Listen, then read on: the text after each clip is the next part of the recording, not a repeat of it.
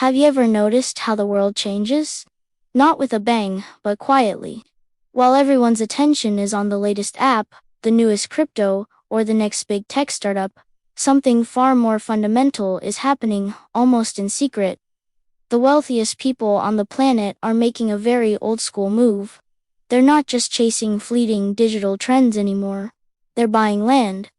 And lots of it. But this isn't about sprawling mansions or private islands for a luxury getaway. This is about something much deeper. It's about control. Think about it. Land is the one thing money cannot create. You can print more currency until it's worthless. You can code a new digital asset out of thin air, but you can't make more land. The earth has a fixed amount, and that's what makes it the ultimate store of value. For thousands of years, history has been written by those who owned the ground beneath their feet. Power always followed the land. Kings and queens derived their authority from the territories they controlled.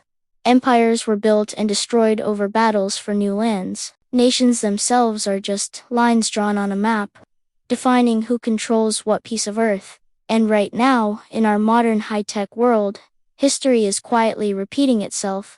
The richest people on Earth are buying up farms, forests, vast tracts of water-rich land, and regions with strategic energy potential. They aren't doing this for a hobby.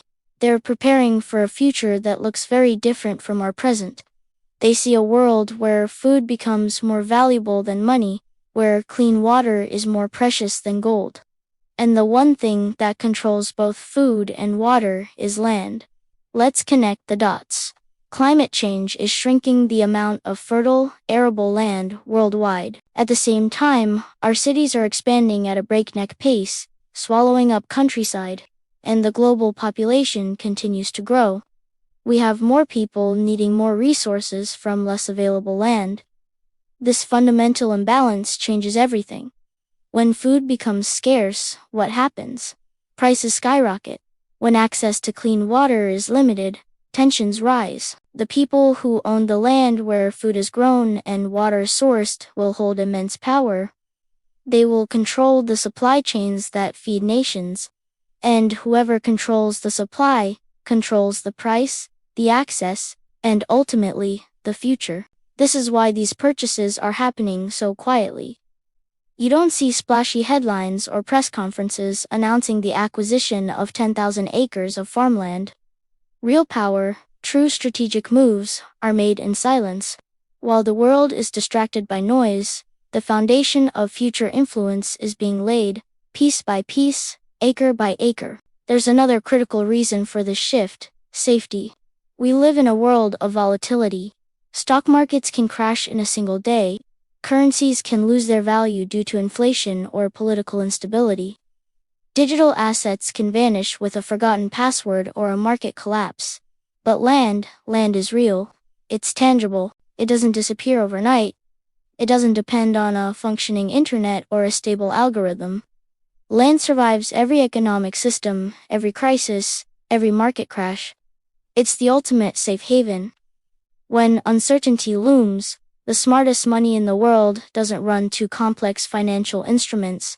It runs to something real, something solid. It runs to land. But there's a third layer to this, one that ties the old world directly to the new, and that's technology. The very future we imagine, a world of AI and green energy, is completely dependent on physical land. Artificial intelligence isn't just a cloud, it runs on massive data centers. And where do you build these sprawling, energy-hungry facilities? On land. The green energy revolution needs enormous spaces. Solar farms stretch for miles. Wind turbines dot entire landscapes. New battery storage facilities require significant ground. The digital world, for all its virtual reality, needs a physical footprint. So while most people are debating the future online, the truly forward-thinking are securing the actual ground where that future will be built. This isn't just about greed or accumulating wealth for its own sake. It's about foresight. It's about recognizing a historical pattern that has repeated itself over and over again. Those who control the land control the resources. And those who control the resources shape the world. That shift is happening right now. It's slow, it's strategic, and it's happening largely out of public view. Most people won't notice until the effects become obvious. They'll notice when food prices become permanently high. They'll notice when land becomes so expensive that owning a small piece is a distant dream. They'll notice when access to natural resources becomes tightly controlled. By then, the game will be over. Ownership will be consolidated, and with it, a new kind of power. So, the real question isn't why the world's billionaires are buying land. We know why. They're securing the foundational assets for food, water, energy, and technology. The real question we should be asking ourselves is this: what do they see coming that most of us don't? What future are they preparing for? Because by the time the answer becomes clear to everyone, the land, and the power that comes with it, will already be gone. Thanks for watching. If this made you think, consider subscribing for more deep dives into the trends that are shaping our world. See you next time.